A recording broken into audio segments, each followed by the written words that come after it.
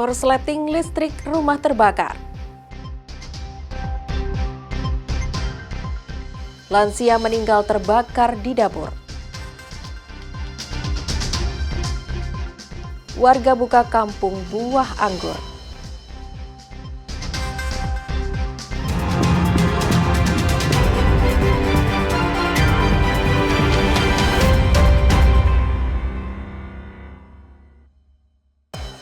Selamat pagi saudara, Kompas Madiun hari ini hadir dengan beragam informasi penting dan menarik. Selain 3 sorotan tadi, sejumlah informasi penting dan menarik lainnya akan kami sajikan dalam Kompas Madiun hari ini. Selama 30 menit ke depan bersama saya Dia Ayu, inilah Kompas Madiun selengkapnya di Kompas TV Independen, terpercaya.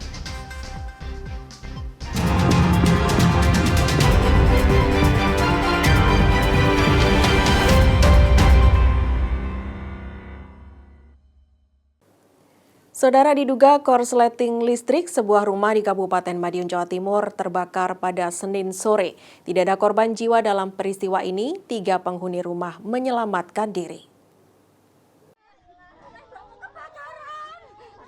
Rumah milik Sumarni, warga Dusun Kebon Dalem, Desa Dolopo, Kecamatan Dolopo, Kabupaten Madiun, Jawa Timur, terbakar pada Senin sore. Kebakaran api yang membesar membuat warga sekitar terlihat panik. Dugaan awal penghuni rumah sedang menyalakan peralatan elektronik. Diduga terjadi korsleting listrik, muncul percikan api lalu menjalar ke bagian rumah yang mudah terbakar. 2 unit kendaraan pemadam kebakaran Kabupaten Madiun diterjunkan dalam upaya pemadaman api. Sekitar 1 jam kemudian api yang membakar rumah dapat dijinakan. Ini pemilik rumah atas nama Mbak Marni yang tinggal di sini beserta dengan putrinya Mbak Fitri beserta cucunya Vika. Itu kemungkinan menyalakan perangkat kelistrikan. Namun karena mungkin dalam satu stop kontak itu terdiri dari beberapa colokan, akhirnya terjadi korsleting. Kemudian dari kabel yang terbakar itu menjalar ke atas di langit-langit yang terbuat dari triplek, sehingga api cepat sekali terbakar. Kebetulan posisinya berada di lahan terbuka yang banyak angin seperti ini, anginnya kencang. Ada korban tidak dalam musibah ini? Kerugian hanya kerugian materi ya. Untuk kami damkar kita membawa 2 unit dari pos 3 Geger dan dari alun-alun. Untuk personelnya? Untuk personelnya sejumlah sekitar 12 orang. Kalau proses pemadaman tadi membutuhkan berapa lama? Untuk waktu pemadaman kita memerlukan sekitar 1 jam lebih. Ada kendala nggak? Kendalanya mungkin akses lokasinya agak masuk dari jalan raya, jadi agak terhambat sedikit. Kalau objek yang terbakar tadi untuk rumah bagian apa sih? Objek yang terbakar rumah bagian belakang ya, tepatnya kamar dan ruang-ruang lain. Usai api padam, lokasi disterilkan dengan garis polisi. Tidak ada korban jiwa, 3 penghuni rumah menyelamatkan diri saat kebakaran terjadi. Kebakaran ini dalam penyelidikan polisi. Tim Liputan, Kompas TV Madiun, Jawa Timur. Saudara, seorang kakek di Kabupaten Madiun, Jawa Timur tewas terbakar dekat tumpukan kayu di rumahnya sendiri. Polisi kini masih menyelidiki kematian korban. Sementara jenazah korban dibawa ke Rumah Sakit Sudono Madiun untuk proses otopsi. Marijo, kakek berusia 84 tahun, warga Desa Sumbersari, Kecamatan Saradan, Kabupaten Madiun, Jawa Timur, ditemukan tewas terbakar dekat tumpukan kayu di dapur rumahnya. Selasa pagi, garis polisi telah terpasang di rumah korban. Tim Inafis dan anggota Satreskrim Polres Madiun melakukan olah tempat kejadian perkara untuk mencari barang bukti. Warga sekitar tidak tahu pasti apa yang menyebabkan terjadinya kebakaran yang merenggut nyawa korban. Warga hanya mengetahui api sudah besar dan Marijo sudah meninggal dunia. Aku dibangunin, terus gitu bangun. Tahu-tahu kondisinya udah di situ udah kebakaran kan, maka otomatis fokus apinya. Nggak tahu ya kalau kakak udah di situ meninggal. Nggak tahu kondisinya. Soalnya kan aku fokus apinya. Iya, udah itu aja. Itu waktu di rumah berdua atau ada orang lain? Di rumah itu ya aku bangun udah ramai. Enggak, maksudnya korban itu di rumah sama siapa? sendiri atau Itu ada bayi istri. ada istrinya? Kan tapi dekat rumahnya kan dekat sama. Kondisinya sudah kosong, terbakar gitu ya. tidak wajar nak ketara. Terus tadi warga kaget nggak Pak? Iya kaget semua. Terus minta pertolongan ke siapa tadi pertama? Ini anaknya nah, itu si ayah membakar rumah itu ayah letu keluar langsung tolong gitu. Polisi menyebut keterangan sementara pada Selasa dini hari, Sainem 81 tahun istri korban sedang memasak. Korban lalu mengambil kayu yang sudah terbakar, tidak lama terjadi kebakaran. 4 orang saksi diantaranya istri dan 3 warga sekitar dimintai keterangan oleh polisi. Polisi juga mendapat barang bukti berupa tumpukan kayu serta 1 buah bantal di lokasi. Saudara Sainem, yang mana itu istri dari korban bangun untuk masak nasi. Kemudian pada saat berselang kurang lebih 30 menit, korban atas nama saudara Marijo ikut bangun. Dari keterangan saudara Sainem, kemudian mengambil kayu yang sudah terbakar. Nggak berselang lama, ada kebakaran di dapur juga, tepatnya di tumpukan kayu. Di situ terjadilah kebakaran, kemudian saudara saksi Sainem ini meminta tolong ke warga sekitar untuk membantu memadamkan. Korban dan kondisinya? Untuk korban saudara Marijo umur 84 tahun. Setelah kita laksanakan olah ke TKP, terbakar di tumpukan kayu. Sementara ini untuk korban kami laksanakan otopsi di Rumah Sakit Sudono Madiun. Jenazah korban dibawa ke Rumah Sakit Umum Dr. Sudono Madiun untuk diotopsi. Polisi masih menyelidiki dan akan menggelar olah TKP lanjutan guna memastikan ada tidaknya unsur pidana atas kematian korban. Tim Liputan Kompas TV Madiun, Jawa Timur. Saudara, aksi pamer alat kelamin kembali terjadi di Kota Malang. Kali ini korbannya adalah seorang perempuan yang baru saja pulang kerja. Aksi pelaku ini terekam CCTV. Aksi eksibionisme atau pamer alat kelamin ini terjadi di Jalan Simpang Pisang Kipas, Kelurahan Mulyorejo, Kota Malang. Dalam rekaman CCTV terlihat korban yang baru saja pulang dari tempat kerja dengan mengendarai sepeda motor. Saat akan masuk ke rumah kos, seorang pria sambil berbincang tiba-tiba memamerkan alat kelaminnya. Korban langsung masuk ke dalam rumah kos dan pelaku pergi dengan mengendarai mobil. Sebelum pergi, pelaku juga sempat melepas plat nomor mobilnya. Joyo, penjaga rumah kos, membenarkan kejadian tersebut terjadi di rumah kos tempat ia bekerja. Peristiwa terjadi pada 8 Juni lalu. Menurut Joyo, korban adalah perempuan penghuni rumah kos yang kerap pulang malam setelah bekerja. Joyo juga memastikan bahwa pelaku bukanlah tamu, karena rumah kos tersebut memberlakukan jam bertamu maksimal jam 9 malam.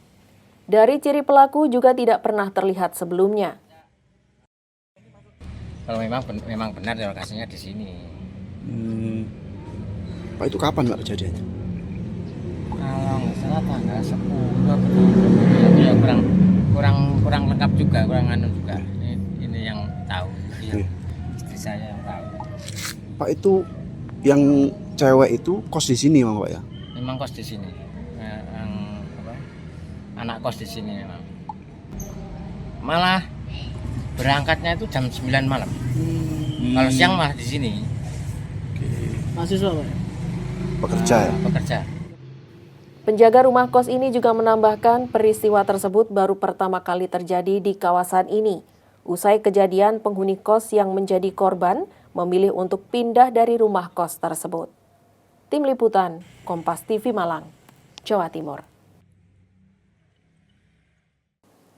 Saudara, seorang bocah dilaporkan hanyut saat bermain di Sungai Brantas. Tim SAR bersama warga masih berusaha mencari keberadaan korban dengan menyusuri sungai. Hingga Senin sore, tim SAR bersama sejumlah relawan masih mencari keberadaan bocah berusia 10 tahun yang dilaporkan hanyut di aliran Sungai Brantas. Korban yang hilang adalah warga Jalan Bumi Ayu, Kota Malang. Peristiwa hanyutnya bocah berusia 10 tahun ini berawal pada Senin pagi saat korban bersama 3 temannya bermain di pinggir sungai yang letaknya tidak jauh dari rumahnya. 2 bocah turun ke sungai sedangkan 1 bocah berada di atas. Saat bermain itulah korban terseret arus. 1 korban berhasil menepi dan selamat, sedangkan 1 korban hanyut dan belum ditemukan. Teman korban yang selamat juga belum banyak memberikan keterangan karena masih syok. Telah terjadi korban laka air yang dimana korban tersebut bersama 3 rekan bermain di sungai. 2 masuk sungai dan 1 di atas tidak ikut masuk air. Dan kedua tersebut ikut hanyut sampai dengan radius 100 meter. 1 anak tersebut bisa naik ke atas dan satunya diinformasikan hanyut. Kondisi sungai yang arusnya cukup deras serta kondisi cuaca membuat pencarian masih dilakukan dengan menyusuri sungai dari atas. Untuk kondisi sungai di last known position, jadi kebetulan sungainya berarus deras, terus dengan kedangkalan fluktuatif, cenderung keruh. Terus baru saja sekitar 10 menit yang lalu saya mendapatkan info dari teman-teman yang di atas. Jadi di sekitar Batu ke bawah ini ada beberapa tempat yang saat ini sudah mulai turun hujan. Sehingga ini saya juga saya beritahukan ke teman-teman yang lain yang saat ini melaksanakan pencarian secara mandiri untuk saya himbau untuk berhati-hati. Rencananya pencarian bocah hanyut akan dilakukan dengan menyusuri sungai menggunakan perahu karet. Tim Liputan Kompas TV Malang, Jawa Timur. Saudara, kami akan kembali dengan informasi tanaman tembakau petani di Jember, Jawa Timur rusak akibat abu vulkanik Gunung Raung. Akibatnya daun tembakau mengering dan berlubang. Sesaat lagi usai jeda berikut.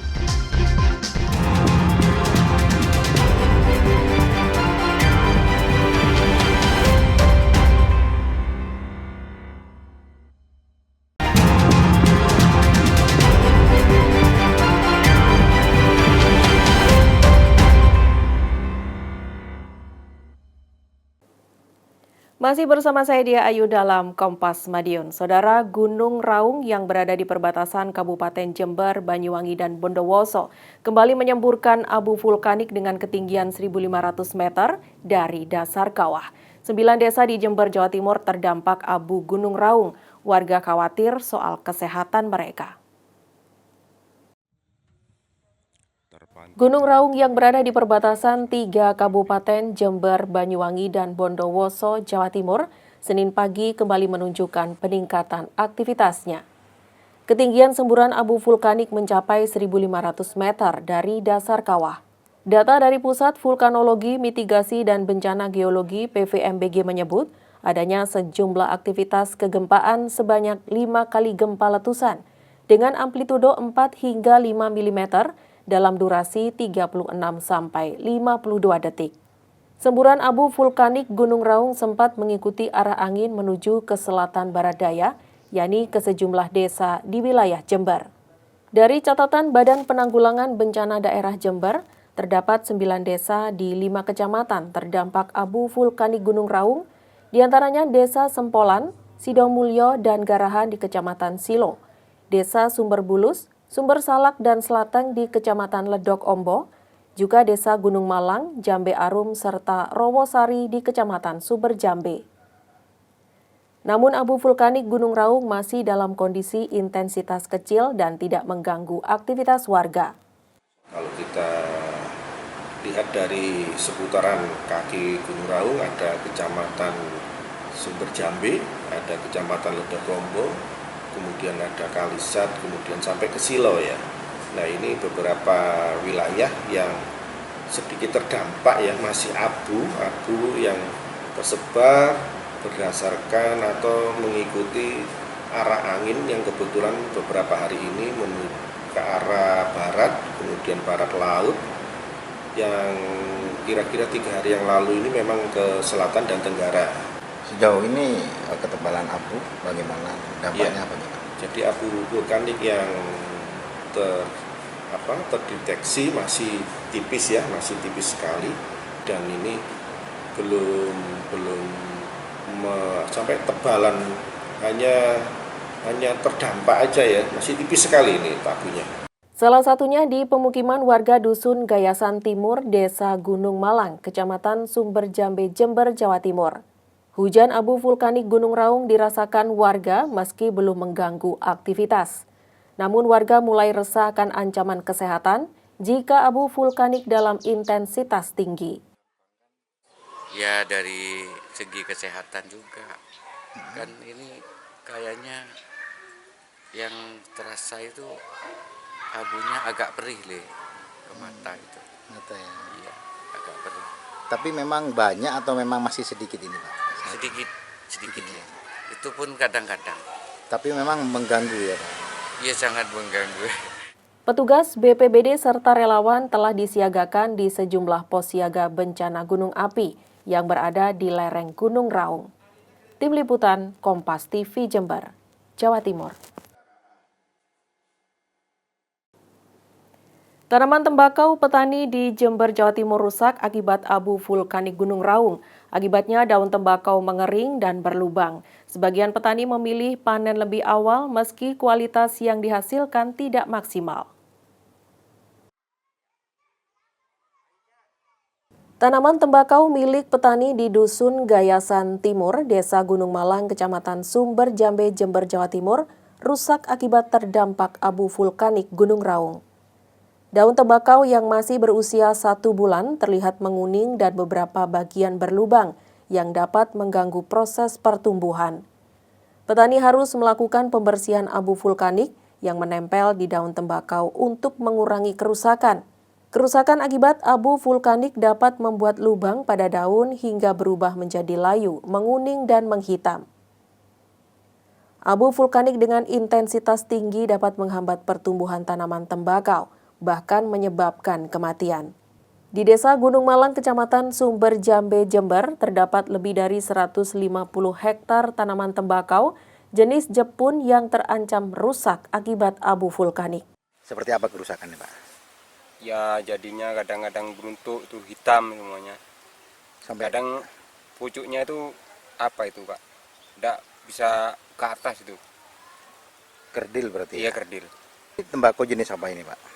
Ini Jepun nih. Jepun, ya. Pak, kalau di Desa Gunung Malang sendiri ada berapa yang terancam rusak kalau ada abu vulkanik ini Pak? Ya itu dah sekitar 150 lebih itu dah. Sekarang ini masih masa mau panen atau gimana Pak? Ya masih pemupukan nih. Menghindari kerugian lebih besar, sejumlah petani tembakau melakukan panen lebih awal, meski daun tembakau kualitas daun tembakau yang dihasilkan belum maksimal. Bagi petani sekarang merasakan resah bos, karena nampak abu sangat udah jelas. Kayaknya bisa-bisa merugikan petani, makanya semua petani sekarang agak resah dengan adanya vulkanik yang udah dapat ke daerah Gunung Malang Gayasan sini. Ya. Ke daun tembakau apa dampaknya Pak? Dampaknya kayak agak rusak nanti. Rusak jadinya nanti. Tapi ya mudah-mudahan lah nggak nyampe lagi gitu. Tapi abu di sini tebal atau masih tipis Pak? Masih nggak terlaluan. Nggak terlalu. Iya, nggak keterlalu. Saat ini intensitas abu vulkanik Gunung Raung di Desa Gunung Malang, Kecamatan Sumber Jambe, Jember berangsur hilang, namun petani resah jika terjadi hujan abu vulkanik susulan. Tim Liputan Kompas TV Jember, Jawa Timur.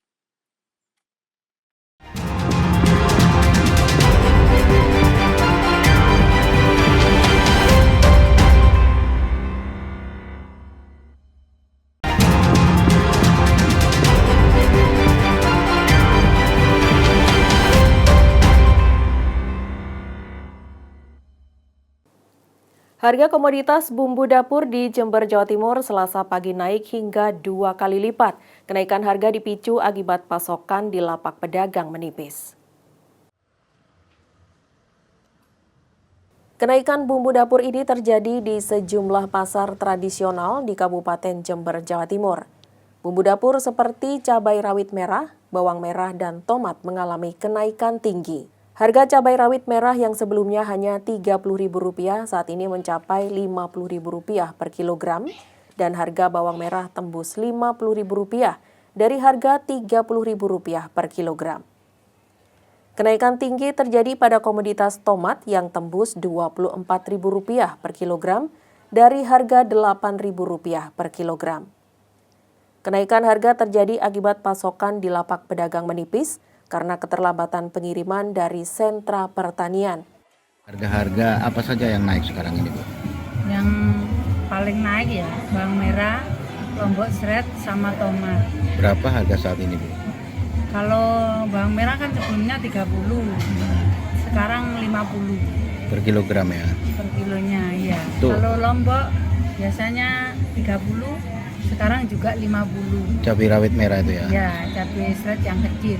Terus kenaikan yang tinggi selain Tomat, berapa, tomat Bu? biasanya cuma 8.000, 10.000, sekarang 24. Per kilogram ya? Itu kenapa ini, Bu? Nggak ada barangnya, kosong. Kenaikan harga ini menjadi keresahan bagi pembeli, salah satunya ibu rumah tangga yang harus mengatur jumlah pengeluaran belanja. Ini tadi belanja apa saja ini, Bu? Cabai, bawang putih, Bumbu dapur ya? bumbu dapur. Harganya gimana nih, Bu? Naik sekarang. Bu, sebagai ibu rumah tangga gimana nih kalau harga naik? Ya kalau bisa jangan dinaikkan. Oke.